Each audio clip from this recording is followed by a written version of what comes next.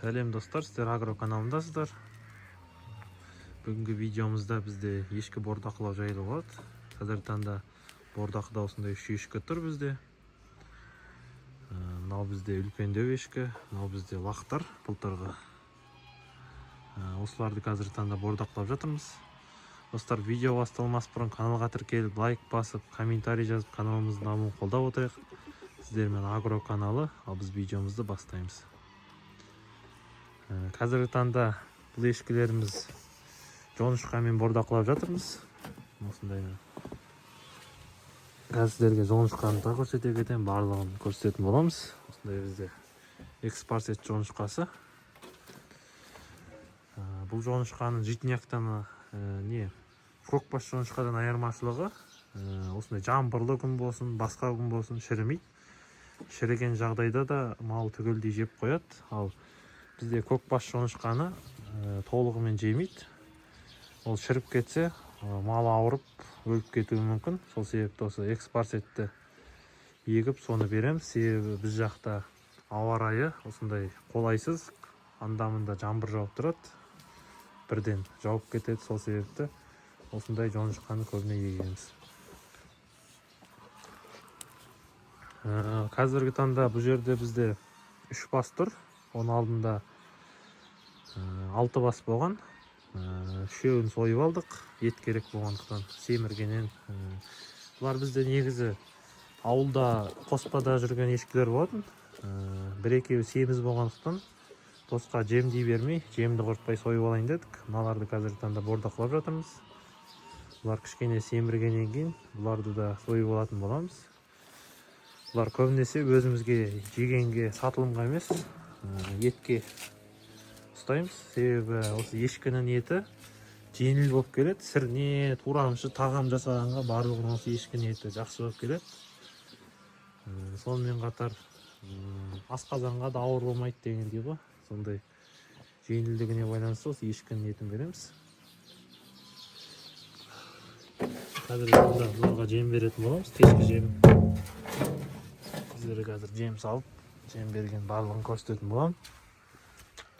Бұл себепті достар, видеоны соңына дейін көрейік. Көптен бері видео шықпай кетті каналда. Оның себебі мен қалаға оқуға кетіп қалдым.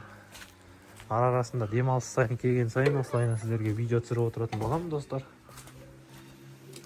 Алдын ала видеолар түсіріп алып кетіп, соны кезек-кезегімен немесе салып отыратын боламын. Сіздермен әрбір нені бөлісіп отыратын боламыз достар. Қазір мен шашка алып алайын, қалатын сосын видеоны қайта қосатын боламын. Тағы да достар, ертең біз бидайға баратын болдық.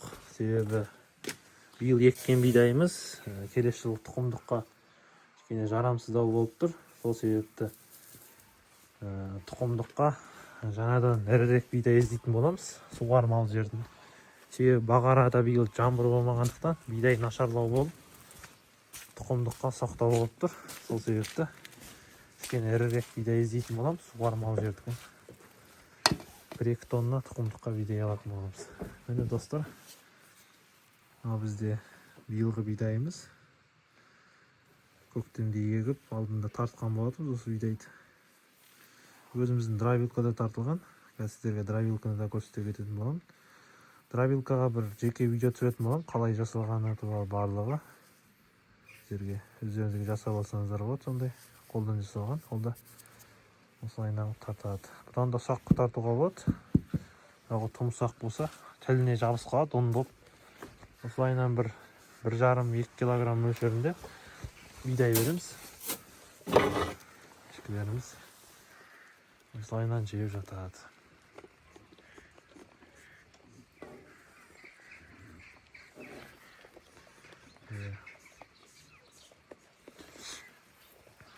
Бүгін кешке дейін жаңбыр жауды. Жаңа ғана жаңбыр тоқтады. Далаға кешкі мал жөндеуге шыққан болатынмын. Әрі қараның барлығы қазір далада. Бір бұқа ғана үйде тұр. Оны келесі видеода сіздерге көрсететін боламын.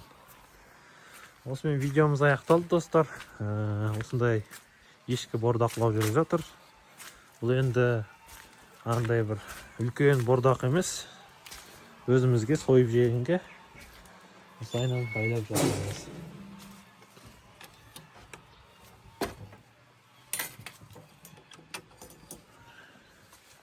Достар,